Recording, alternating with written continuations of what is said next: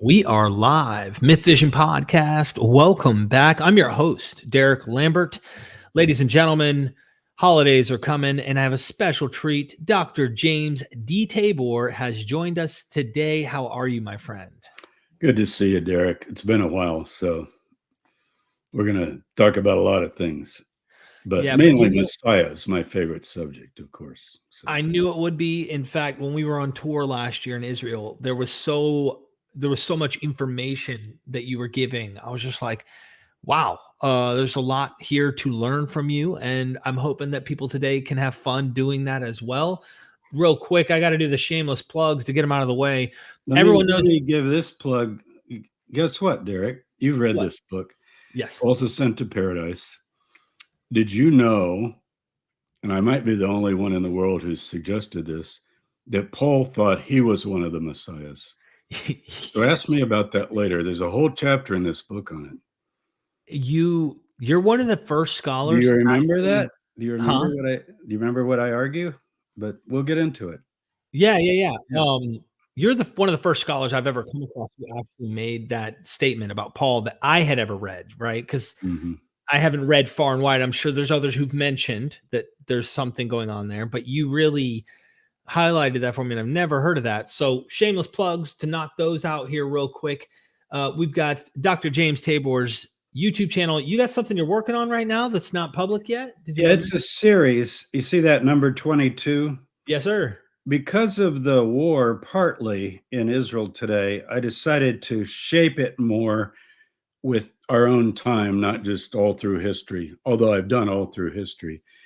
And so number 23 that I just recorded today, I take John Hagee. Does that name ring a bell with you? Yes. Big evangelical prophecy guy, probably the biggest since Hal Lindsey.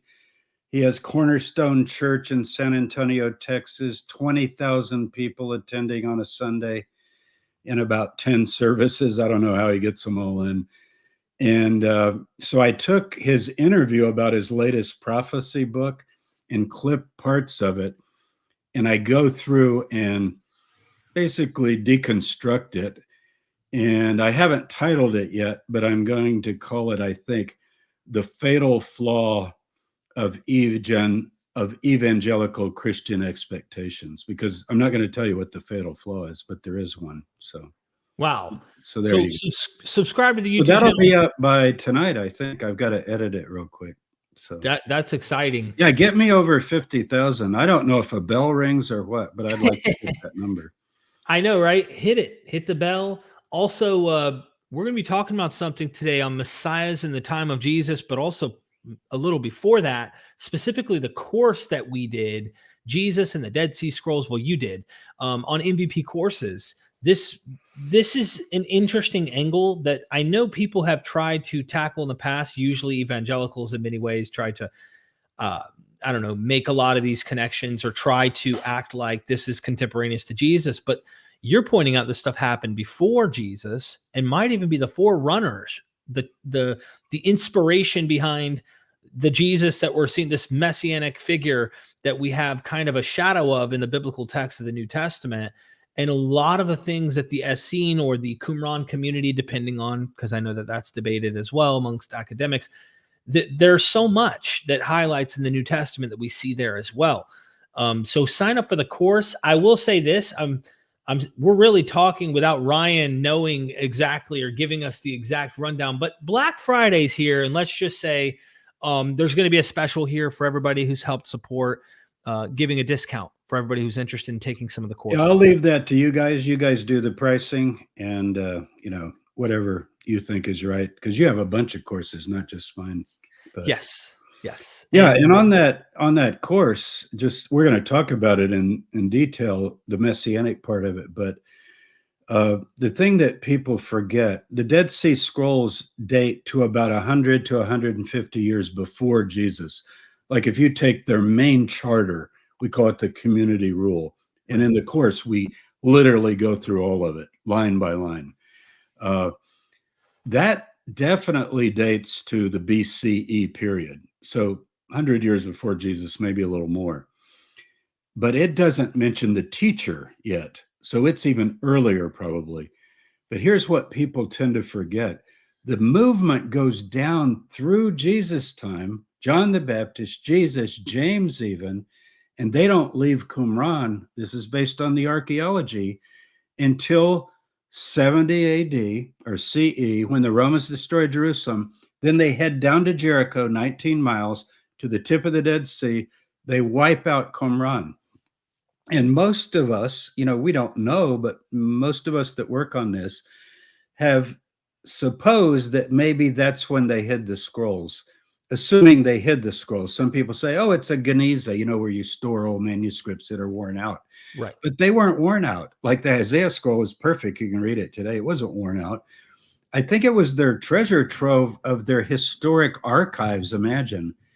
But they exist, is my point, all the way down to the 1st century. So they're going to have to react to other figures coming along that is not their guy, because their guy, we call him the teacher of righteousness. We don't know his name. He's gone by the time of Jesus. He's been dead quite a few years, probably 100 years.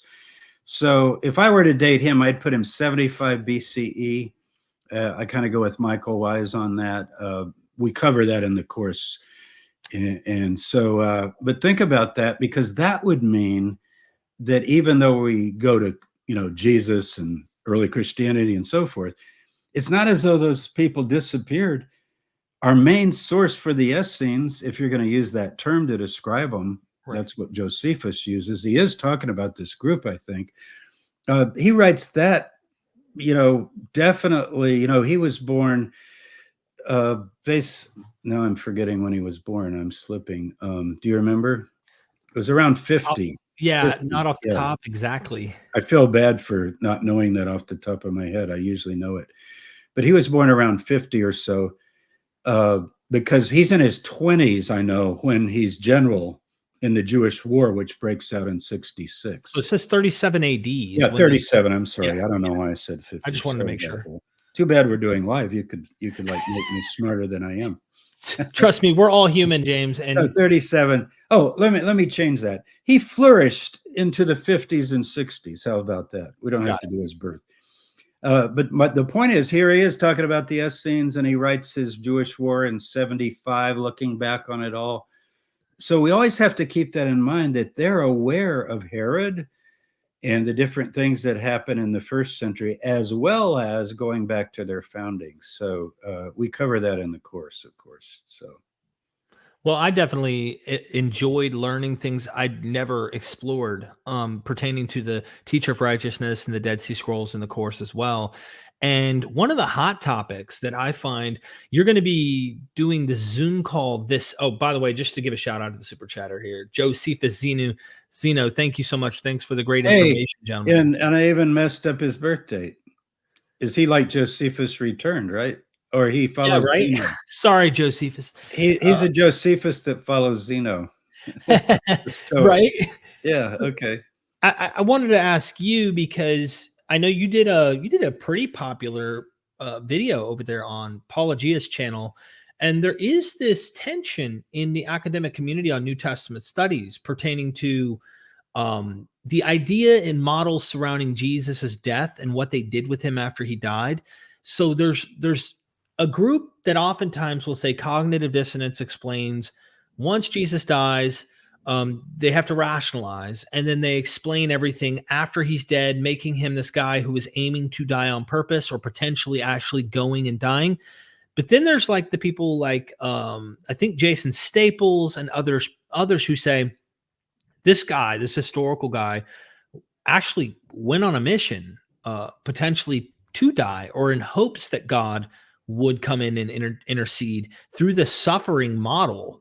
And I imagine you're going to get into some of this Sunday on the Zoom call. Yeah. And what I've decided to do with the Zoom call, we already had one last month. We do it like the last Sunday of the month, usually. So coming up this Sunday, and by the way, anyone who signs up for the course through Saturday night, so if somebody did take advantage of this Black Friday special, you can join us still on Sunday. And if you think, well, I haven't even started the course, it doesn't matter. because what I've decided to do in the Zoom calls, I'm going to do Q&A like I always do. And I like to have people, this is not a webinar. Everybody's on the screen and people are gathered around. But I also want to do a topic each month. And the topic I've picked, just because there's a lot of interest in it. Do you see the lightning flash on my wall there? You got thunderstorms? Yeah. So if I lose everybody, we'll reschedule this maybe. But so far it's okay. I don't know why it's doing that. Anyway. If you have a metamorphosis right in front of our eyes, skeptics. That's actually from something else. I'm trying to figure why it's doing that. There. Right. No. Am I still here? No, I'm still here.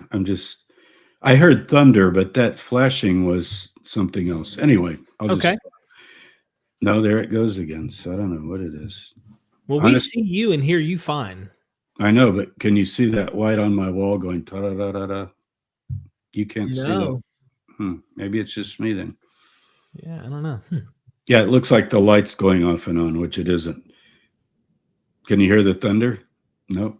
No. Okay. It might be subtle, but it's not. Yeah. So anyway, what I was going to say is I want to do a topic, and the topic I think I want to do, I wasn't aware that Jason Staples has this idea, but by far, if you take, critical biblical scholars, Bart calls them real scholars. You know how he'll often say if somebody has an idea, is she a real scholar? Yeah. And what he means is, you have a PhD, you walk in SBL circles, you present papers, you publish scholarly articles and so forth. Notice you're not just some fringe person that might have a bogus PhD or something. So yeah, I'm a real scholar. I got a Chicago PhD with Jonathan Smith. That qualifies me. But I'm one of the rare ones. And like I said, I didn't know Jason thought this, but Jason's a smart guy, so I could see why he would think it if he does. I think Jesus anticipated his death, and he got it by finding himself in the texts of scriptures. Now, how would I possibly prove that? Well, what can you prove in terms of the ancient world? You don't prove it.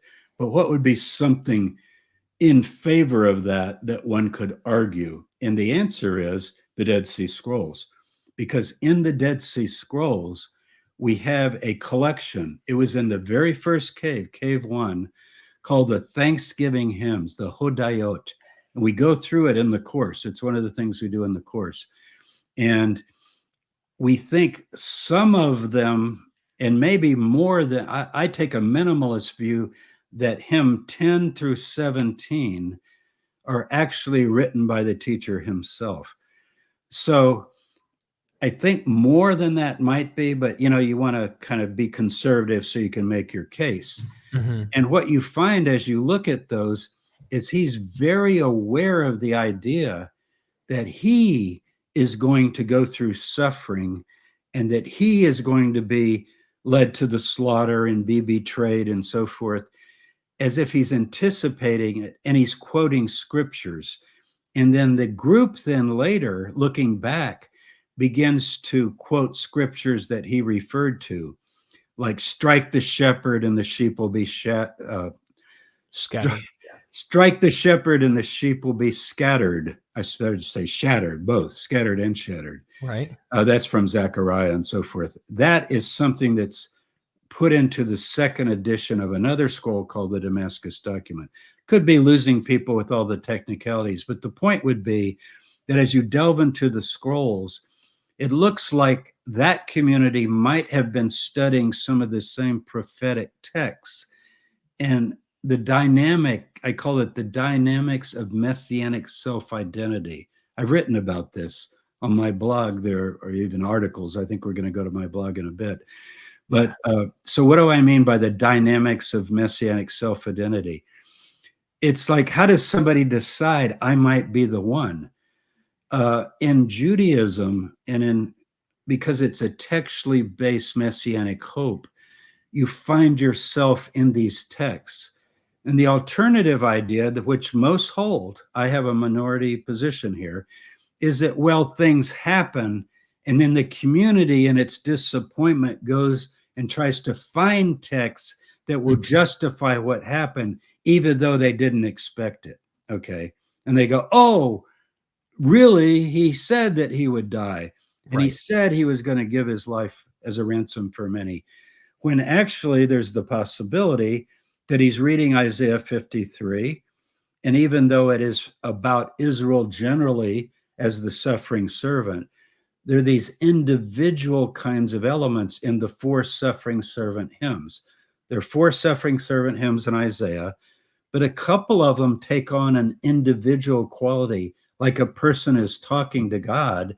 And at one point, God even says, oh, you think it's a small thing that I want you to regather the tribes of Israel? And you go like, well, Israel wouldn't be regathering the tribes of Israel, right? So, Right. so it's actually talking about a figure, even though as a whole, the servant in 2nd Isaiah or 3rd Isaiah, it's actually 2nd Isaiah, most of them, the servant is the nation of Israel for sure. But then who is the faithful servant that brings Israel back? So you get that kind of dynamic. So I'm convinced that it's more likely that Jesus himself, like the Dead Sea Scroll leader, is reading those texts and thinking, if I'm the one, then does that mean I'll have to go about and suffer? You know, and like I said, it could go either way. This is like a double-sided coin. You could say, yeah, but I can make the other argument. Of course Right. you can. But you just have to think, because you'll hear all the time, there's no idea of a Davidic Messiah suffering anywhere in the Hebrew Bible. And then I'm thinking, oh, really? What about Zechariah, where Zechariah talks about them looking at the one they've pierced, and then the family of David mourning for this pierced Messiah one? That's in the book of Zechariah. Now, Christians love that. They say it's Jesus, Right. right? You remember, they'll look on the one they pierced. It's quoted in the book of Revelation, I think. Every eye will see him, including those that pierced him. Mhm. So that's in the book of Revelation. So the Christians are applying it that way. But the point is, it was written long before the time of the teacher or even Jesus. And you can see how someone might appropriate that and reapply it because it's right before the end. It's in Zechariah 12 and 13. There's a whole section there of prophecy. So you do have a pierced Messiah in Zechariah. So, you have to be open to that possibility. So that's what I'm going to discuss in the Zoom meeting on Sunday. I've got a little presentation for the students that are studying the Dead Sea Scrolls, and we'll go through the text and I'll put them up on a screen. And like I said, it's not a webinar. You don't just listen to me talk. Everybody's around, and then you can put up your little virtual hand. We use Zoom, and you can do your little hand up and say, I want to ask a question, and then I can call on you. And we don't often cover all the questions, but we save them and we keep rolling. So the Zoom meeting is just great. We do it extra. It's not part of the course really. We mention it, because we And we want people to save the know. recording and put it in the course for anyone who Yeah, we put it in the course because Yeah. you can't always, I do it on a Sunday at noon Eastern time. And you say, boy, that's kind of a tough time. I go to church and then I go to, we go out to dinner after that. A lot of Christians do that. Not trying to exclude the Christians by making it on Sunday, but some people are home on Sunday. And for me, it's a day that I'm fairly flexible on. But whether you can make it or not, you get the recording, and you get the benefit. And then you can email me questions as well. And also, I'm in email contact with my students. Like when I write them, I use a program where I can write them personally, the whole group. And then they can send questions in. And I've got a whole list of questions. So it kind of builds month to month because more and more people are taking it, more and more people are finishing it.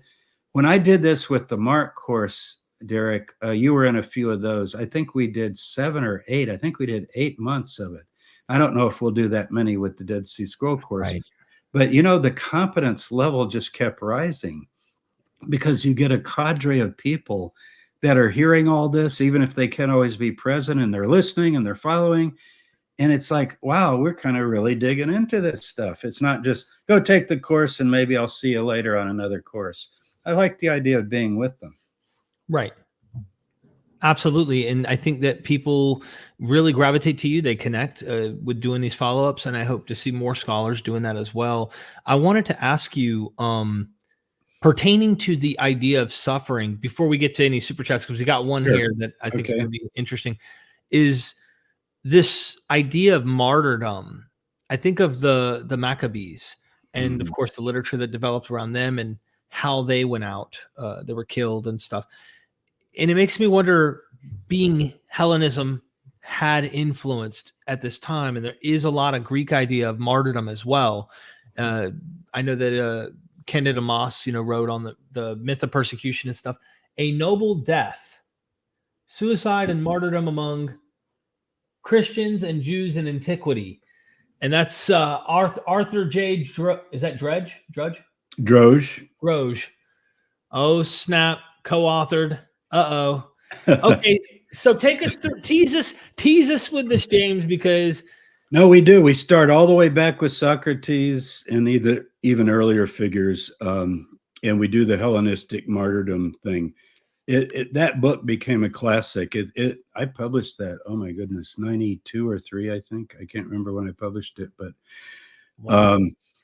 You can still get it. It's out of print, but you can get plenty of copies because Harper published it, so it's out there. But yeah, we do that, and guess what? We have a chapter on the death of Jesus, and we have Paul, and we have Masada, and we have the Maccabees, of course. Arthur takes some of them, and I take others. It's a fully co-authored book. We're kind of equal. His name's first alphabetically, but we work together on it. And it's an important study. And that led me right into some of the stuff that I've done on Paul, because in Philippians, remember, he talks about, I don't know what to choose, whether to depart and be with Christ, sort of like, should I die as a martyr? Right. Will I remain here or whatever? Jesus himself, if possible, let this cup pass from me. At least we get in the Gospel of Mark and the Synoptics. So we discuss all of that. And yes, there is a sort of a model, and the model all has to do really with the title of the book, A Noble Death. Now, there's different kinds of death, but you could call it death by choice, but death by choice could have ignoble purposes as well. Somebody could be depressed or in despair, or somebody could kill themselves. We call it whenever there's one of those horrible mass shootings, often the person at the end will shoot themselves, right? Kind of like death by cop, they call it, or they let themselves be shot. I felt like that. We wouldn't call that a noble death. We would call that kind of a cowardly death, because you weren't able to face what you did, and therefore you're leaving. But there's also a noble death. So martyr comes from the idea that you gave a testimony, okay? And that your death was a testimony to something, to the cause that you died for. So it could be military deaths for a noble cause. We talk about just and unjust wars and so forth. And we honor our veterans, we honor our slain in most societies if, we are convinced that the war was a just cause. So we go through all that. Now, these messiahs, though, do you have my blog handy? Yes. That page I mentioned, Josephus Messiahs. Yeah. In the time of Jesus. Yeah, people can find this. By the way, look at the right on the screen, and there's my newsletter, too. You can sign up for it. It's free. Sign up for it. And I protect your emails. Don't worry about, is he going to sell them to Derek or something? I'm just kidding. Listen, I've got a good price I can okay. Anyway, as you go on through this, I just went through Josephus, and he refers to groups sometimes. He calls them brigands, or lestes is the Greek word, robbers, because he's writing for the Romans. This is mostly in the Jewish wars, you can see. But look at all of them. We could just read the list. Can you see the list really well? You want me to read them? Yeah, just read them. What the heck? Some of them, 3 of them are mentioned in the New Testament. So let's check them off. We got Hezekiah. Go ahead. Yeah, Hezekiah, Ezekiel defeated by Herod in 47 BCE, Jewish war. Of course, I'm not going to read the sources, but you can go there. Just read Judas, the names of the guys. yeah, Judas, aka Theudas, son of Ezekiel, 4 BCE, Hey, death of look, Herod. there's a father-son thing. Very Yeah, important. Now, that's not Judas the Galilean. Everybody gets mixed up. We're going to get to him. wow, That's okay, Judas. That's the guy that Herod defeated in order to take over rule. The Romans were very happy with him. okay. Simon of Perea, 4 BCE, death of Herod. That's amazing. Is it a Thronges? Yes. The Shepherd King. Does that tell you any? I bet he was Davidic. Yeah, most likely, Yep. huh? Judas the Galilean, 6 CE, Archelaus removed. Now look how many were 4 BC. Look at that. Judas, Simon, and Athronges were all 4 BC. Why? Because Herod the Great had died. Vacuum. King of the Jews is dead. Remember, Herod was declared king of the Jews by the Romans. All of a sudden, 3 guys crop up in 1 year. I'm it. I'm the guy. I'm the Messiah.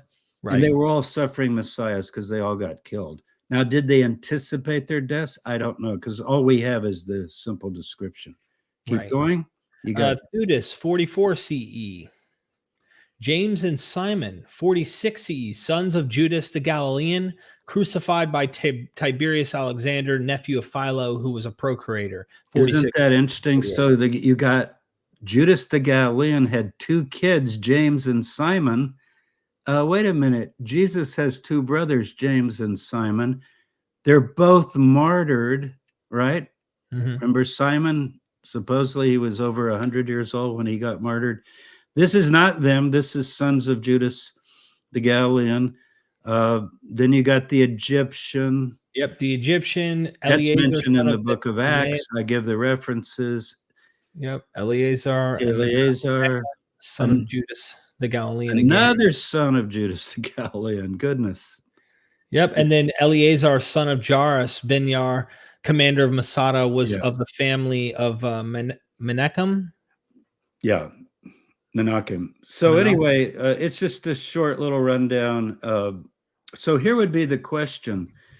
These figures apparently identified themselves in the text. And they would, of course, go for the text of power and glory, because that's what the Messiah is supposed to do. But what I want to do in the Zoom meeting is talk about how, there are texts that have to do with power and glory, but also right with them can be the suffering as well.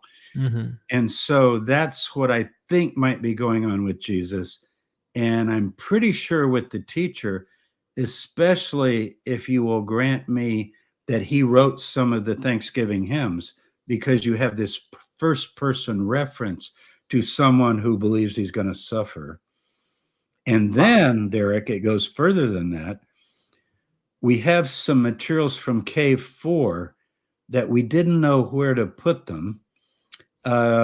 Originally, people thought they might be with the War Scroll, a couple of fragments, and I'm going to cover them when I do this thing on Zoom. And now we're putting them with the Thanksgiving hymns. And Martin Abegg, for example, has argued, he's one of the great Dead Sea Scroll scholars that I've learned a lot from. He even argues that the teacher is probably the one that the hymn is referring to. And guess what it says? I've been exalted to the council of the Elohim. I have a seat among the gods. Now you study all of this literature all the way back. I know, because you've done Enoch stuff and so forth. Right. So you know this is not necessarily some new surprising thing. Yeah.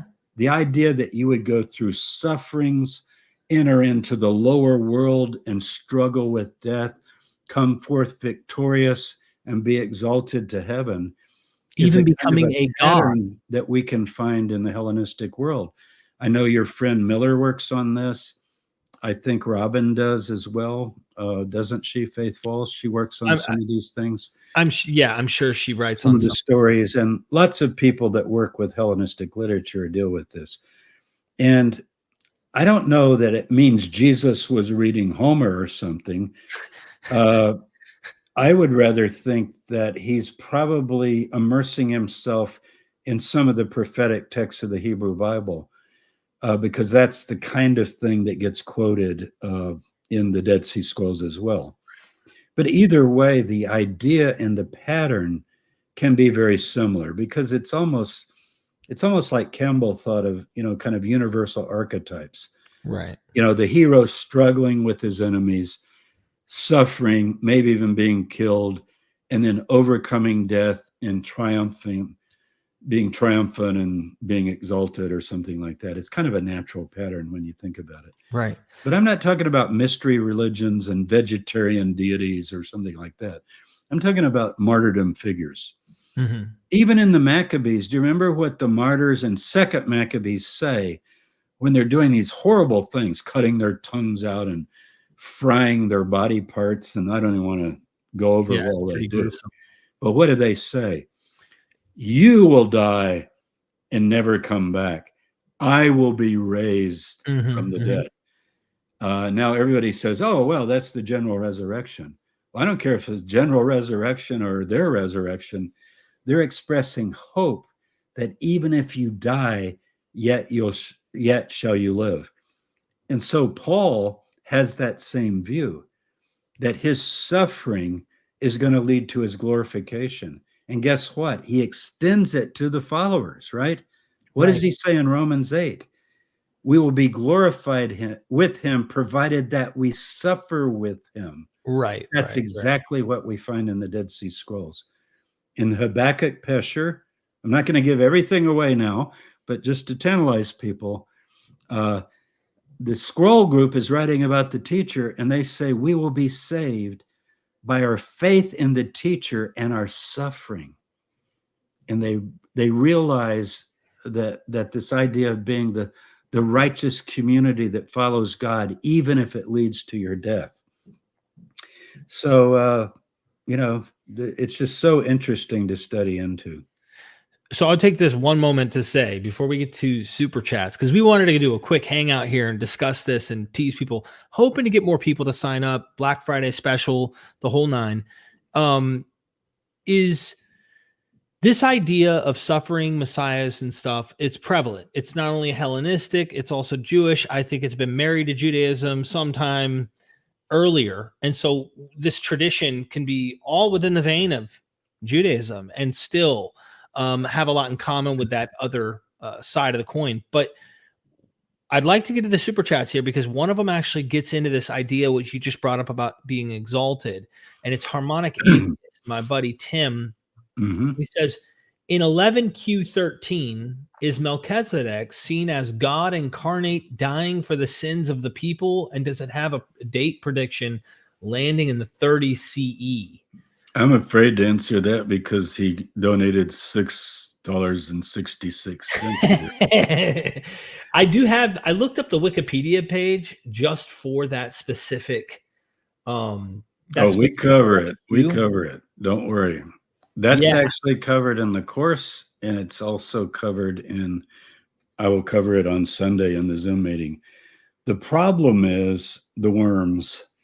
You know how the worms go in, the worms go out? Mm-hmm. This is from Cave 11. It's just a fragment. It's 11Q Melk, we call it, or 13, manuscript 13. There weren't many manuscripts in Cave 11, but there's some missing pieces that do refer to the book of Daniel, which has that phrase about the Messiah being cut off.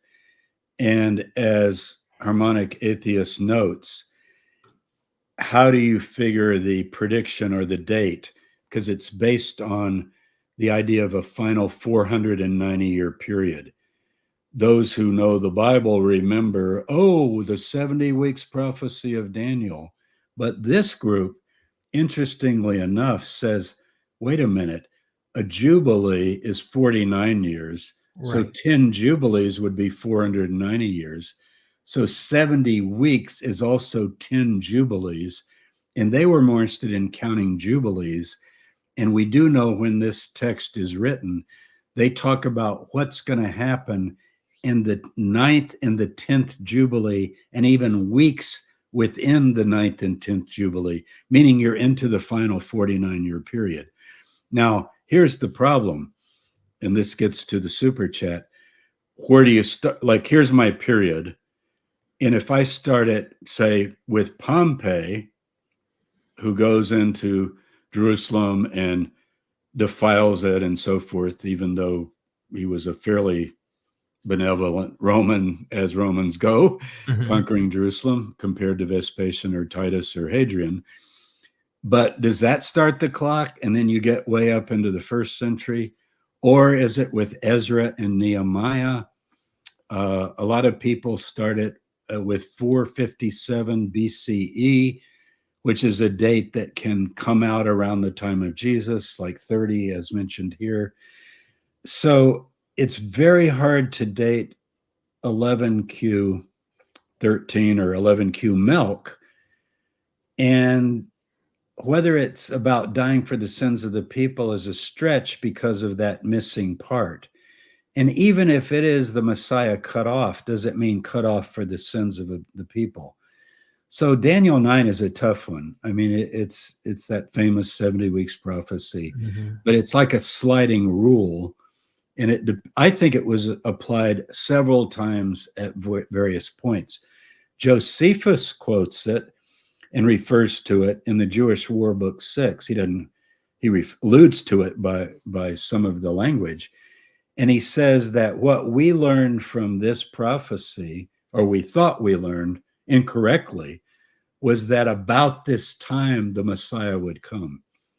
Now he's pushing it all the way down to the 60s and the 70s with the Jewish war. And then he realizes, well, all those Messiahs got killed, the ones we just went over, all the way down to the Jewish war. So he says, you know what? It's actually talking about Vespasian. Because what it says is the prince of the ruler who is to come will destroy the city and the sanctuary. And he said, that's Josephus. That's not the Davidic Messiah. So it's a complicated text to lay out. And you'll find different groups are using it in different ways. But as far as dating it, it's tough to date. It really is. There's some carbon dates on it that I haven't looked them up in a while. I need to see if that was part of the carbon dating. Okay. And which cave, you know, the cave that we got to see the inside of? I have it right here. I figured I'd just tantalize everybody, tease them, because I know that we used some that of was it. Cave that was 3 and 11, but the 3 was incorrectly identified. But so this cave right here that I don't know if you could see that or not, but it's a little bit shaky but this is the actual one. I think I think that's the one that people say is 3. If it was the one on the left, depends on which one it was. Yeah, Ross said something, and he probably got that from you, is that they found a Melchizedek scrap or fragment from this cave. Well, that could be cave 11. Then I can't tell from that angle, but if you back off, but yeah, I'd have to. Yeah, they let people can go up inside them now, and you got to be careful of the bat stuff. But they were like stuffed up in these cracks and stuff that we're looking at right there, and they were finding. And some were on the ground. They sifted, and yeah, when we go on these tours, we get to go to Qumran and you get to play around in the caves. How about that? So. That is so cool. I just figured I'd tease people. Okay, Thank you for that super chat, Tim. You the man. Constellation Pegasus says Jehovah's Witnesses have something similar to what these Jesus types may have been thinking.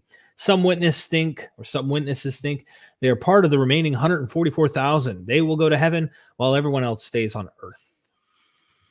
Yeah, I'm thinking in the book of Revelation, those people are sealed, I remember, before all hell breaks loose, and they're protected, kind of like the book of Ezekiel, where you put the mark on people that are going to get spared and the rest are killed. But so I don't know if they think they're the bride for sure, but whether they're supposed to die, I don't know. I don't think that witnesses think they're going to die, but they do think they're very especially chosen. Right. The problem with the Jehovah's Witnesses chronology is that it started back in the 1800s with Russell, and then Rutherford, and then all the other leaders. And in the early 1900s, they were saying millions now living will never die. And they were part of the 144,000. And now we're kind of getting past that. I guess you could have somebody that, maybe was born in the 1920. What if someone was 100 years old? So they're born in 1923. But see, that's kind of getting past their number that they had. And obviously, for a while, there was a lot of people. I'm one of the 144,000. So Christ will come before I die. Yeah, I cover a little bit of that in my series on prophecy on YouTube.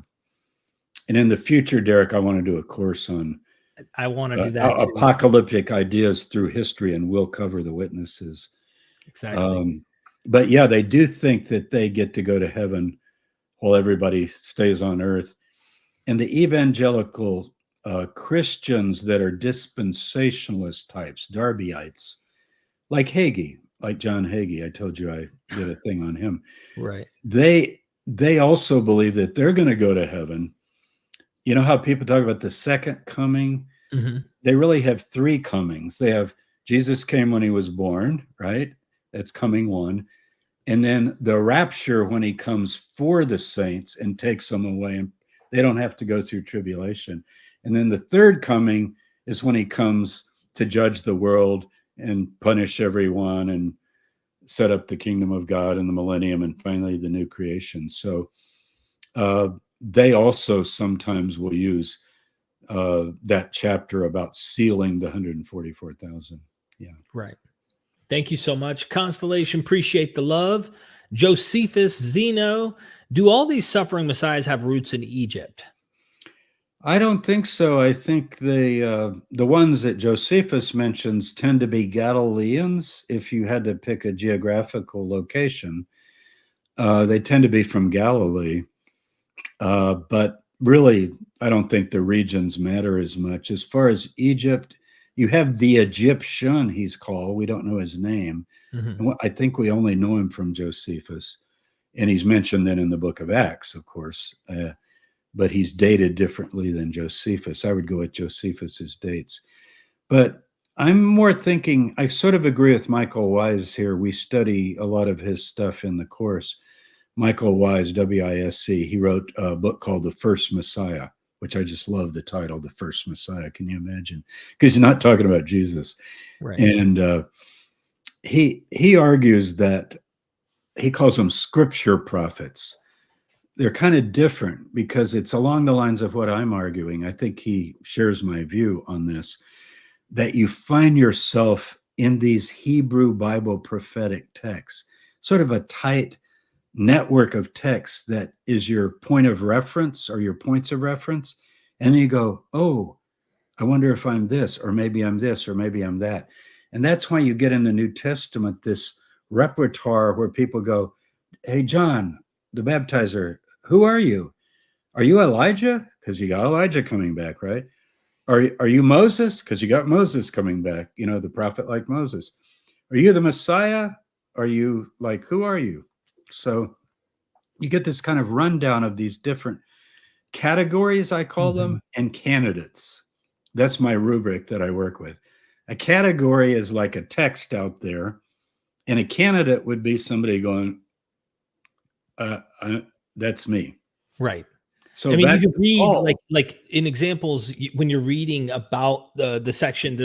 There's a section in, I believe it's Deuteronomy. I could be wrong. Yes, Deuteronomy. Specifically about Moses saying like someone's going to come. That's right. Like Moses. Deuteronomy 15. No, is it Deuteronomy 18 or 15? I can't remember now. Yeah. So these texts are kind of the Jewish communities at this time, the Judeans, however you want to categorize this, people who are in this tradition are searching them and going, well, one of us is going to fit this category. And so that might be why they're out at Qumran. Qumran is right across from Mount Nebo in Pisgah, where Moses is buried according to the last chapter of Deuteronomy.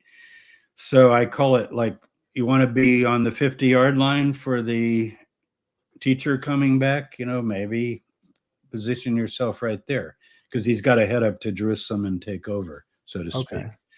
So I don't want to jumble them all together and make it like a mishmash, but like I said here with the Paul book, I argue in that book that Paul thinks he's the guy, the category. Did you see my dog just come in? Look. Yeah. Look. There's Eden. Eden is not interested in this messianic stuff. So I argue in the book that Paul finds himself in Isaiah 59. I'm sorry. I'm getting mixed up because the dog got me off track. Paul finds himself in Isaiah 49. And let me read it to you, just as an example. Isaiah 49. Now, I think Jesus found himself in this text too, but I'm trying to extend it. I want people to see that these are fluid texts that somebody later could say, well, maybe I'm the one that's going to do kind of like a lot of Muslims will say, I found Muhammad in Isaiah 42, and like something like that. In a way. No, but this would be me. I'm Paul. Okay. And I've been called by Jesus, and I'm thinking about my mission. What is my mission? Now listen to this. Listen to me, O coastlands, and hearken, you peoples from afar. Okay, so I'm going to go, whoever this is, it's the nations, right? You coastlands. The Lord called me from the womb, from the body of my mother, he named my name. Paul says in Galatians, he who separated me and called me for my mother. He's quoting this. Right. He's quoting it, and he applies it. He hid me in the shadow of his hands. He said, you are my servant in whom I will be glorified. And then he goes on to say, he formed me in the womb to be his servant, to bring Israel back to him. And then he goes on to say, and to raise up the tribes and become a light to the nation, to the nations, plural, that my salvation may reach to the end of the earth. So there you get the idea. The Goyim. A guy called from the womb. Listen, coastlands, my guy's coming. He's going to gather up the tribes. Remember, he sent first to the Jew first, he says. So he would go to every place, according to the book of Acts, and he says it in his own letters, and he would preach in the synagogue to the Jew first, and then to the Greek. And Acts does that. So is he reading this and thinking, God is in effect saying to me, you think you got a hard job, Paul? Yeah, I do want you to gather Israel all over the nations, get them to come back. Remember, broken off branches, but there's a remnant that Paul believes that is grafted in and coming back because of faith in Jesus, as he says. Jason, by the way, you mentioned Jason, he's written all about that, right? So, but even other versions, even if you don't take his kind of position, Paula Fredrickson does this too in her book, Paul the Pagan's Apostle, with his whole calling is let me get the nations, be a light to the nations, bring them in, and that'll help wrap up the end, because he thinks that it's somehow. And in Romans 15, he describes his mission right out of this chapter. He actually quotes some of the language of the chapter in Romans 15. So, right. So categories, candidates.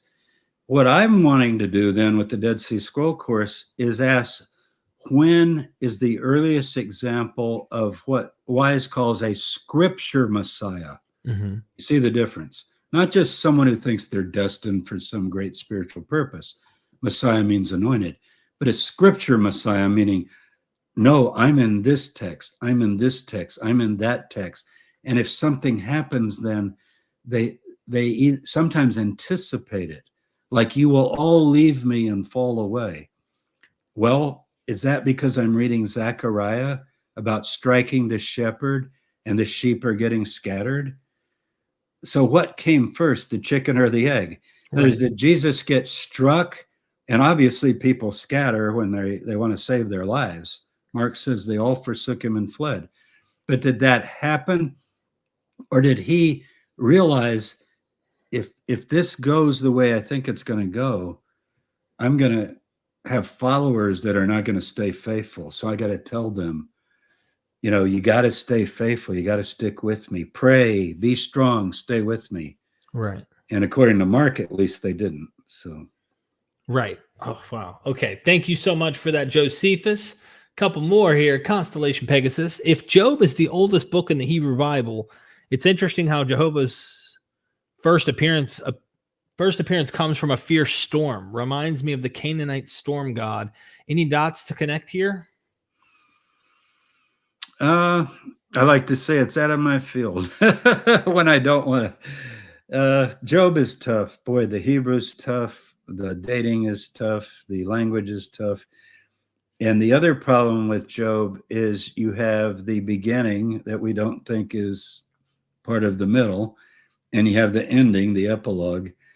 So the preface and the epilogue, which is the setup, are two things, and then you've got the middle that doesn't explain it as the court of heaven and so forth, but just a kind of ongoing dialogue between Job, a suffering figure who maintains his righteousness and wants to question God and write his case with an iron pen and have a Goel or Redeemer come along later and vindicate him. So, I'm just not an expert on that, so I'm probably not able to offer much. But look, I mean, mountains, storms, whirlwinds, all that sort of stuff is all the way through the Hebrew Bible when you talk about Jehovah or God in any kind of poetic way, right? He rides upon the winds. He rides his chariot through the heavens and so forth. So that kind of idea is there for sure. Thank you so much. Doc Pluralmanat says, could the teacher be a historical figure, Menahem the Essene, associated with the Jewish war and redactors connected eschatological and messianic expectations to address the Yahad's evolving needs? Yeah, I would tend to think he's earlier than Menachem the Essene, because he comes way into the first century. I would tend to think the teacher's earlier, just based on dating all of the scrolls. One of the things we do in the course, and I'm actually going to do one of our Zoom sessions, probably the next one I'm going to do, is how do you date the scrolls internally and externally, and externally in terms of what they refer to, and also scientifically, because some of them have been carbon dated. But remember, the carbon dates give you the date of the material, not when it was written. Right. So it's not always helpful. Like you can have a copy of something and you go, oh, it came out first century. Like I think the Habakkuk Pesher dates, the copy we have from Cave 1, I think it dates to the first century as I recall. There's some argument for that. Sometimes these dates we're not sure of because you get 2 or 3 results. But that wouldn't mean that the text originated then. It would mean that that particular copy was passed on material that dates to that time. Mm-hmm. But the best way to date them is to try to look at things they refer to, like historical events. For example, they do talk about Antiochus Epiphanes. They talk about various Maccabean kings by name. They talk about Alexandra Salome, for example. They mention different figures. Well, that can help us to date them because they're referring to something contemporary. So it's tough. But I think it's hard to put the teacher into the first century. For me, it doesn't work. And most of us that work on the scrolls would think he's somewhere. He's either put in the 2nd century BCE, like the last quarter of the 2nd century, or maybe the mid to 3rd quarter of the 1st century BCE. I tend to go with 1st century BCE. I can say this, there's no event mentioned, say from Herod the Great on, in any of the scrolls, as far as Wise is able to tell. He's the one that's done the work on it. And his work was chosen for the Oxford Encyclopedia of the Dead Sea Scrolls, or the handbook rather, the Oxford Handbook of the Scrolls. They chose Wise's work for the dating. So that represents the opinions of most of the major editors that work on the scrolls, that Michael Wise's dating is probably one of the most reliable that we could go on. That'd be 1st century BCE. Thank As you far so as much. his name, who knows? I wish we knew. Let's call him Judah. Let's call him Jesus. Let's call him Jesus. You can't call him Jesus, but you realize how many Jesuses there are? There are a lot of Jesuses in Josephus. I was going to say in the Talmud, there's mention, and this is something a lot of the mythicists would jump on, is like, oh, there's a Alexander Jannaeus, a Jesus under Alexander the Jannaeus, and this is mentioned in the Talmud, and it's like, this is 70 BCE. What if this is the first one, and his name is Jesus? Who knows? And the same with the Pantera or Pandira. He has different names. Seems to be earlier than the time of Jesus of Nazareth. So. Right. Thanks for the question, though. Yeah, thank you. Hang Fashi, before the Romans wrecked Masada, the leader of the movement exhorted the men to kill everyone and unalive themselves. Apparently, he referred to Hindu practices. Is there a reason he went to Hinduism as an exemplar for Hebrews? Well, I don't know that he went to Hindu practices. I'm just not familiar with that. The models that he gives sound like Socrates' model for the noble death. We cover that in this book, A Noble Death, that I mentioned earlier, in case people are just tuning in. I wrote the chapter on Masada. And also keep in mind that Menachem's speech, obviously, you just read it, you can tell it's not a speech that he actually gave, but it's a speech that Josephus composed for the occasion, which is part of, Greek historiography.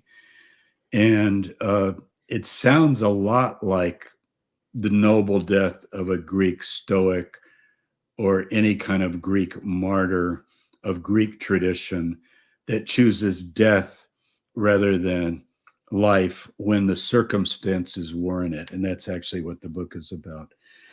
That it doesn't surprise me that that's known in Hinduism, but I would need to know more about what actual texts and period. I think it's something that's fairly universal. Because people who find themselves in dire circumstances must make choices.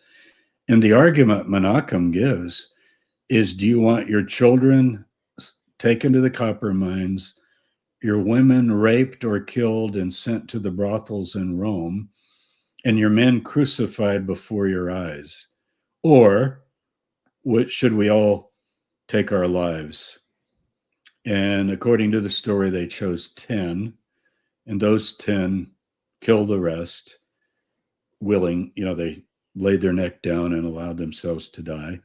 And then those 9, one of them killed the 9, and then he supposedly killed himself. It's such a legendary sounding story that lots of scholars doubt it.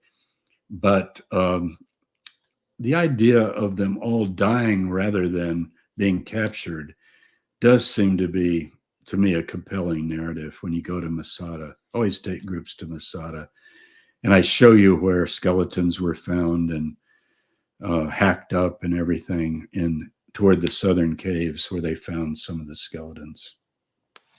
I was going to say, I literally have footage of that here, but people really do need to check out the course, but I'm like, we're going to be putting more of this stuff that we did while we were over there for people to see over time. Doc Pleuromenot, second wild thought, and we have to wrap things up here soon. The teacher pointing to Hyrcanus II and the wicked priest, Antigonus, Matthias? Yeah, Antigonus, Matthias, yeah. Matthias. The whole ear-biting incident when he was deposed to disqualify him from priesthood looks like a halakhic dispute. Yeah. Well, people have identified the wicked priest in various ways. Antigonus is the last of the Maccabeans. He was actually sent to Mark Antony for crucifixion and beheading, apparently. We have 2 accounts. One, he's beheaded, one, he's crucified. Herod the Great has to defeat him. His name is actually Matthew. It's a good Maccabean name, as you can see. And he is of the Maccabeans. He's the last, really, and then Herod, who has no pedigree, gets in. And when he gets in, because of the power of Rome, he's declared king of the Jews. What he lacks is no priestly lineage and no Davidic lineage. So, and also his father is an Idumean and his mother's Arabian. So even though his father converted to Judaism, his mother's Arabian. This is Herod the Great I'm talking about. Mm-hmm. And so I don't know, but the ear biting thing, yeah. The idea would be if you have a physical infirmity of some type, then you're disqualified to serve. And it does bring up this thing about technicalities that people consider today when they think of Jewish halakhic, for people who aren't familiar with that term. It's interpretations of observing the hundreds of commandments. The rabbis finally count 613 commandments of the Torah. But then how do you observe each one? You say keep the Sabbath, but what do you mean? Well, don't work. Next question, what's work? Don't carry a burden. What's a burden? So they even come down to, if I'm a tailor and I have my needle, my sewing needle that I use all day long in my lapel, and I forget and I go out on the Sabbath, that's the same as a builder carrying a jackhammer. You think, well, it's just a little needle. Yeah, but I make my living with this needle. So I'm carrying the instrument of my work or trade. So that's breaking the law. Whereas someone else would say, probably a Jesus type, come on, are you kidding? The Sabbath is made for people, not people for the Sabbath. The Right. Qumran group won't even go to the toilet on the Sabbath. Right. Think about that. We talk about that in the course. Mm-hmm. And the toilets that I think we have discovered and where they are and so forth. Why? Because you can't go out of your dwelling on the Sabbath. And the Sabbath day's journey, where the toilets have to be, is beyond that. And so you just have to wait. So, you can chuckle at that. Josephus mentions it, and he thinks it's very admirable. He said, look at the piety. They don't even go aside, he calls it in English. Go aside, go to the John, we'd say. They don't even go to the toilet. Probably talking about defecation. I don't know about urination, but maybe both. Yeah. I can also see people needing to go pee, and like, oh boy, don't drink anything Saturday night because you're going to be in trouble. I mean, Friday night, rather. Friday night. Right. Yeah, that's anyway. Oh my gosh, that's so funny. But as far as halakhic disputes, I know Doc Plorwin knows this because he's asked me before about these things. We have MMT, which most of us think is a letter from the teacher to the Jewish community of Sadducees, remarking on some of their differences halakhically about ritual purity. And it would show you how absolutely strict they are. But, even that letter is disputed. I've heard it argue the opposite, that letter is not from the Qumran group, but from the group in Jerusalem. So we don't know a lot about the Sadducees. We just mainly know what's in the New Testament, because in the Talmud, they're called, they're like Epicureans because they don't believe in afterlife. Sort of like eat, drink, and be merry, because, when you die, you're dead. And I think they were pretty religious and strict, but they're very much into ritual purity. That seems to be the thing. Wow. There's so much. Doc, thanks for that 20. I really appreciate that. Last one here is Constellation Pegasus saying, were Jews allowed to bury people when on the Sabbath? I think not. No, you don't bury on the Sabbath. And that is a very interesting question when it comes to Jesus. It seems like I'm the only one that worries about this, but according to the fullest burial account of Jesus that we have, as to where it was, believe it or not, it's in the Gospel of John. Remember, Mark doesn't have any details, and he doesn't even have anything at the empty tomb other than the women coming and the tomb is empty. But John the last few chapters of John, that would be essentially the arrest, trial, crucifixion, and resurrection of Jesus, like John 18, 19, and 20, those seem to be different. They seem to have a lot of details about Caiaphas and Annas, his father-in-law, and Pontius Pilate, and so forth. And one of the things that John says, just the Gospel of John, is that the tomb they put Jesus in happened to be near the place of crucifixion, and it wasn't used, and they just blocked it up to keep the body in. And then they would have come and reburied Jesus permanently. And so when Mary Magdalene comes early Sunday morning, that's John 20, she doesn't think he's raised or anything. She just said, oh my God, they've already taken him. Where have they taken him? See, meaning the burial parties got here before me. So chances are Saturday night of, after the Sabbath, the people responsible for the burial would have come and got that corpse and taken it for a permanent burial, because it's going to begin rotting. And you're already now, if it's a Thursday crucifixion, you're 2 days. If it's a Friday crucifixion, it's over 24 hours. So you got to get that body in the ground. But as far as burying on the Sabbath, no, you don't bury on the Sabbath. You wait. Wow. Thank you, Constellation, for that final super chat. Let's go ahead and let everybody know Black Friday specials for all the MVP courses. And of course, you're going to want to sign up for Jesus in the Dead Sea Scrolls. This Sunday, he's doing a Zoom call with all students who've signed up. And if you can't make it, we understand. It'll be recorded and it will be saved there. But it's always good to see the students showing up and hanging out with Yeah, I get to know the names. It's fun to talk. And the thing about it, if you sign up by Sunday night, well, you could even sign up. I said, I'm tired. I did 2 videos earlier today, 2 interviews. If you signed up by Sunday morning, even, the link is going to be there. Yeah. In other words, the meeting starts at noon Eastern, but Ryan puts the link on. She's going to put the link up probably Friday morning. Right. I'm going to give it to her tomorrow on Thanksgiving, and she'll put it up. So you could even sign up, now, Thursday, Friday, Saturday, even Sunday morning, and you could come to the Zoom meeting. Well, if you did sign up now, though, they can watch the course. And at least, yeah, I want them to sign up now, because at least you could watch the opening of it. Right. Yeah. So exactly. Some of you are so diligent, you could watch all 10 lessons before we even look at all these courses. Wow. I know. There's Robin Faith Walsh, Kip Davis, and that one's 18 lectures. It's a big one.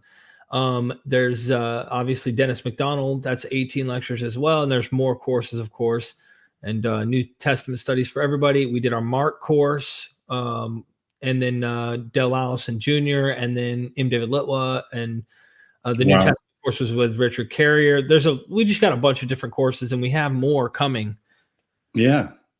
So, okay. Well, good to see you, Derek. I hope to see some people on Sunday, and either way, I'll see you virtually from time to time. So, absolutely. Thank you, Beth, for that super sticker. And Dr. Tabor, I think we should do where the 4 horsemen show up. How's that sound to you? Okay, just don't include me. Yeah, you are not going to appear in this on a white horse wearing a crown at all. It could be McDonald. Who knows? Thank you so much. Hit the like button, share it, drop a comment, let us know what you think. I hope you have a wonderful Thanksgiving and enjoy the holidays with your loved ones. And who knows, I might pop in here for another live sometime soon. So thank you so much, everybody. Thanks, Derek. I appreciate it.